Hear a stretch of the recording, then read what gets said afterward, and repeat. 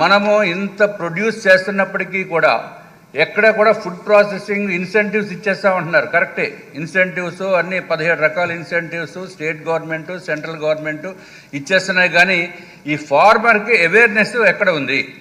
ఫార్మర్కి produce చేసే వాళ్ళకి awareness తీసుకుని వస్తే అప్పుడు మీరు చెప్పే ఇన్సెంటివ్స్కి ఉపయోగం ఉంటుంది. కానీ అవేర్నెస్ లేని మూలాన ఏమి చేయాలో తెలియనటువంటి పరిస్థితి.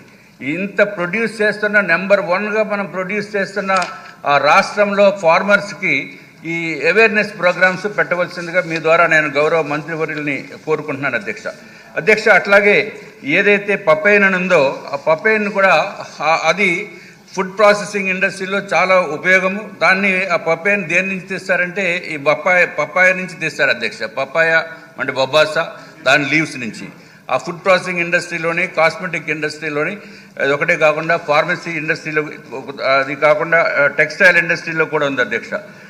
మనం ఎక్కడ చూసినా ఏదైతే ప్యాకేజ్ ప్రొడక్ట్స్ చూస్తే మేడ్ ఇన్ ఆంధ్రప్రదేశ్ అని ఎక్కడ కనపడదు అధ్యక్ష. మనం ఎక్కడ ఫ్లైట్లో వెళ్ళినా మేడ్ ఇన్ మహారాష్ట్ర అని ఉంటుందో, లేకపోతే ఇతర జిల్లాల పేరు ఇతర రాష్ట్రాల పేర్లు ఉంటాయి. కానీ మేడ్ ఇన్ ఆంధ్రప్రదేశ్ అని మాత్రం ఎక్కడ కనపట్టలేదు అధ్యక్ష.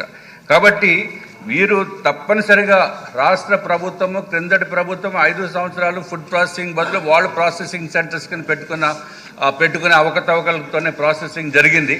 ఇప్పుడు మన ప్రభుత్వం వచ్చింది కాబట్టి దీనిపైన ప్రత్యేకమైన శ్రద్ధ పెట్టి ఏది మనం ప్రమోట్ చేయవలసింది ఆర్గానిక్ ఫార్మింగ్ ప్రమోట్ చేయాలి అధ్యక్ష.